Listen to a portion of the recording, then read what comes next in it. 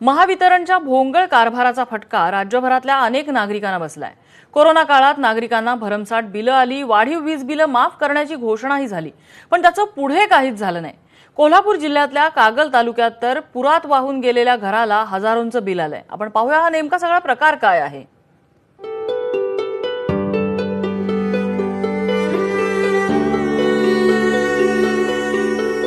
घर पडलं महापुरानं गेल्या वर्षी, त्यावर त्यालाच लाईट वरनं कट केली रणजित बोर्डानं।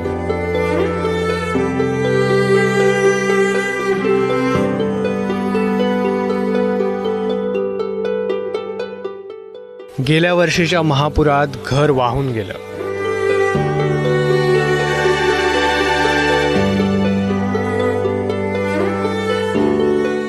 आजही पडलेल्या घराचे अवशेष शिल्लक आहेत।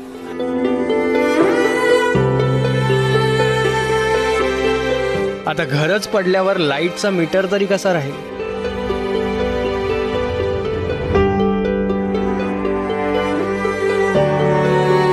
मग महावितरणनं कनेक्शनही बंद केलं।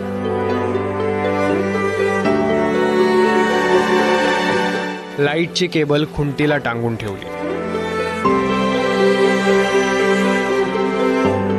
पण बिल पाठवलं तब्बल 1100 रुपये।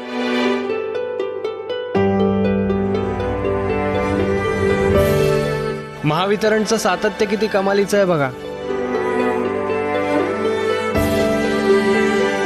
एकाच महिन्यात नाही तर प्रत्येक महिन्यात पुरात वाहून गेलेल्या घराला बिल आलंय।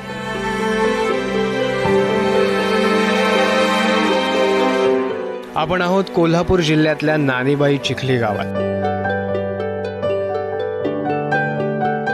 100 गाठलेल्या जनाबाई मगर आपली मुलगी आणि जावयासोबत राहतात।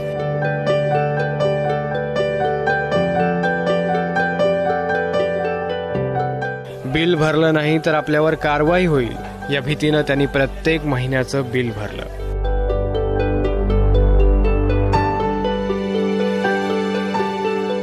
साहेबांनी सांगितले की परत आता तुम्हाला बिल येत नाही आणि तुम्ही काय आता भरू नकोस, आणि वटात बिलच येत नाही। परत आणि 2-3 महिने गेल्यावर आणि बिल यायला चालू झालं। मग आम्ही काय ते भरलं नाही।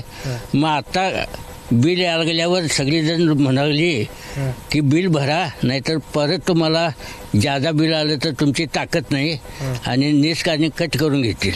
म्हणून आम्ही आता 1040 रुपये बिल भरलं। आमचा फोटो काढून नेलेत त्यांनी, त्या घरात असताना लोकांच्या भाडोत्री घरात होतो कोणी त्यावेळी फोटो काढून नेला आमचं। आणि तुम्हाला बिल आणि यायचं तसं येणार म्हणाले, मिनिमम चार्ज देतो आम्ही, काय करतो असं बघा, नाही तर आम्ही कायमची बंद करतो म्हणाले। मग आम्ही म्हटलं राहू देत आणि बघूया म्हटलं पुढं, खरं त्यांनी बिल द्यायचं बंद करायला नाही, आम्हाला अजिबात बंद केलं नाही। कोरोनाच्या काळात राज्यात अनेकांना वाढीव वीज बिलं आली। सरकारनं माफ करण्याचं आश्वासनही दिलं, पण पुढे त्याचं काहीच झालं नाही। जे घर कोल्हापूरच्या पुरात वाहून गेलं त्यालाही 2500 रुपयाचं बिल, म्हणजे घरच अस्तित्वात नाहीये आणि त्यालाही बिल कसं देण्यात आलेलं आहे हे देखील त्यांनी दाखवलं। अशी अनेक उदाहरणं आहेत। महाविकास आघाडीच्या लोकांनी याच्यावर लक्ष दिलं पाहिजे। शासनाला खरंच लाज वाटली पाहिजे की महावितरणची लोक त्याच्याकडे येऊन ते बिल भरून घेत आहेत। म्हणजे मीटर नाही, तुम्ही बघून आलाय मीटर आहे तिथं नाही, वायर नाही, काही नाही, घरच वाहून गेले। त्यांना बिल सातत्याने येतंय आणि मला वाटतं 1014 का 1040 रुपयेचं बिल त्या व्यक्तीकडून भरून गेले। घर जाग्यावर नसताना आणि कनेक्शन कापलेलं असताना भरमसाठ लाईट बिल पाठवणं ही भोळ्या बाबड्या जनतेची लूट नाही तर काय आहे?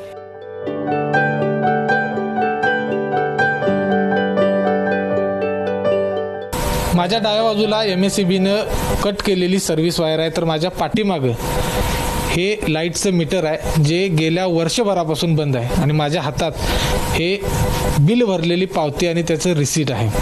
म्हणजे जर गेल्या वर्षभरापासून या घरामध्ये लाईट नसेल, मीटर नसेल MSEBचं आणि तरी देखील बिलं येत असतील तर याच्यासारखी दुर्दैवी गोष्ट नाही।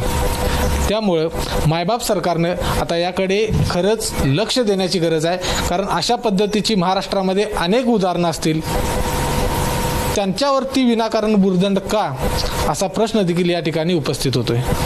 कॅमेरामन निलेश शेवाळसह विजय केसरकर, ABP माझा, कोल्हापूर.